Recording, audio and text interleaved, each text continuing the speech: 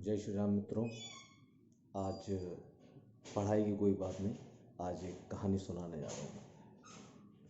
ये कहानी है उस पिता की जो अपने बेटे और बहू के साथ एक शहर में रहा करता था,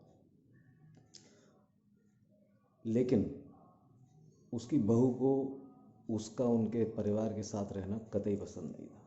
वो हमेशा इस बात को लेकर घर में क्लेश किया करती थी और वो चाहती थी कि ये किसी न किसी कारण से यहाँ से जाए। वो अपने पति को बार बार मजबूर किया करती थी कि वो उन्हें जो है वृद्धाश्रम में छोड़ कर आए।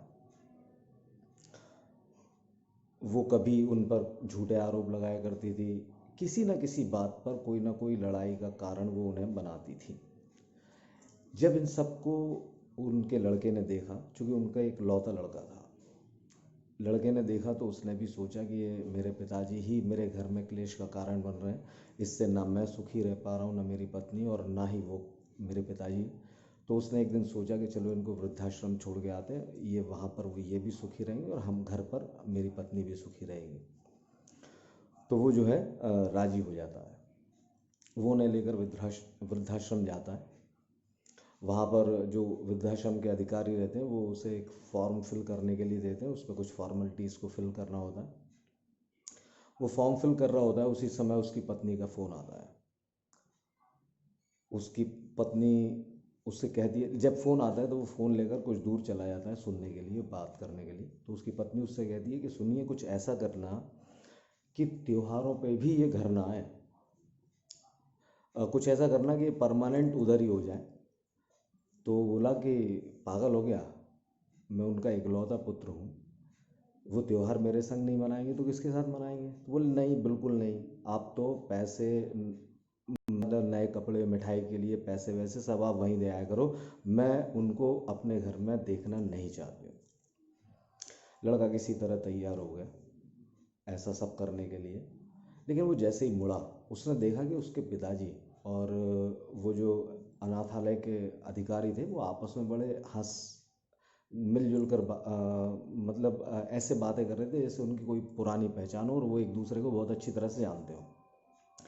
तो जैसे ही लड़का उधर आया तो उसने अपने पिता से अंदर चलने के लिए कहा और उन अधिकारी से पूछा कि सर एक बात बताइए कि मैं अपने पिता को लेकर यहाँ पर आया हूँ, शायद ये फर्स्ट टाइम इधर आए हैं और आप इनसे ऐसे हंस मिलकर बात कर रहे थे जैसे आप इन्हें बरसों पहले से जानते हो। तो बोला कि श्रीमान, मैं इन्हें बरसों से ही जानता हूँ, एक्चुअली ये वो शख्स हैं जो 28 साल पहले वहाँ आए थे जब मैं एक अनाथालय में काम करता था। ये शख्स 28 साल पहले मेरे यहाँ से एक अनाथ बच्चे को गोद लेकर गया था और तभी से मेरे इनसे जान पहचान है और हमारी काफ़ी बातें होती रहती हैं। ये सुनना था कि उस बच्चे के पैरों तले ज़मीन खिसक गई, उसके माथे से पसीना आ गया और उसने सोचा कि मैं कितना बड़ा पाप करने जा रहा था। 28 साल के वो सारे कष्ट जो उसके पिता ने उसको बड़ा करने के लिए उठाए थे, वो सारे उसकी आंखों के सामने घूम गए। वो सारे के सारे कष्ट, दुख जो उसके परिवार ने, उसकी पत्नी ने उन्हें दिए थे, वो उनको सोच सोच के पागल हुआ जा रहा था। वो पसीने से लथपथ हो गया है सुनकर। उसने सोचा कि मैं एक अनाथ लड़का जिसे इन्होंने अपने घर लाया, एक पुत्र का ओहदा दिया, मेरे को सक्षम बनाने के लिए उन्हें अपनी जवानी कुर्बान कर दी और मैं इनके संग क्या पाप करने चला था।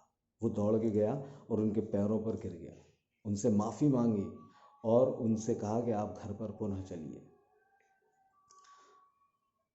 डियर फ्रेंड्स, अक्सर ऐसा होता है कि हमारे समाज में भी कई ऐसे भटके हुए युवा हैं जो किसी न किसी कारण से अपने माता पिता को वृद्धाश्रम में भेजने का निर्णय ले लेते हैं। ये कहानी उन्हीं लोगों के लिए है। अपने बूढ़े माता पिता की चेहरे की झुर्रियाँ देखना, ये झुर्रियाँ सिर्फ इसलिए आई हैं क्योंकि उन्होंने आपको मजबूत बनाने के लिए अपने ज़िंदगी की हर खुशी की कुर्बानी दी है।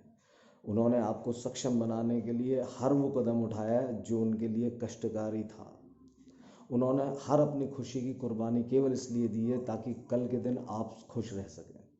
और ऐसे भगवान तुल्य माता पिता को किसी अनाथालय में छोड़ना ये बहुत बड़ा पाप है। जिन भगवानों की आप पूजा करते हो जिस किसी को भी आप मानते हो वो आपसे कभी खुश नहीं होंगे अगर आपके माता पिता आपसे खुश नहीं है तो ऐसे भटके हुए नौजवान जो इस तरह की सोच रखते हैं वो कृपया अपनी सोच को बदलें और अपने माता पिता को बोझ ना समझें। आपके माता पिता आपकी बोझ नहीं है, आपके माता पिता आपकी जिम्मेदारी है जिसे आपको बिल्कुल आगे आकर उठाना चाहिए। ये वो लोग हैं जिन्होंने आपको पैदा किया, ये वो लोग हैं जिन्होंने आपको सक्षम बनाया। ये नहीं होते तो आपका अस्तित्व इस दुनिया में होता ही नहीं। इसलिए अपने माता पिता को सुखी रखिए। ये ऊपर वाला जिसके लिए आप पूजा करते हो, भजन पूजन करते हो, ये आपसे हमेशा खुश रहेगा, आपको आशीर्वाद देगा। अगर ये कहानी अच्छी लगी हो तो मैं आपसे एक प्रार्थना करूँगा कि इसे ज़्यादा से ज़्यादा शेयर करें ताकि समाज के हर तबके तक ये कहानी पहुँचे और हो सकता है कि किसी नौजवान के विचार बदल जाएं और वो अपने माता पिता को वृद्धाश्रम से घर वापस ले आएं अगर उनके माता पिता किसी वृद्धाश्रम में रहते हैं तो। नमस्कार, अगली बार हम फिर मिलेंगे किसी नई कहानी के साथ। तब तक जय श्री राम मित्रों।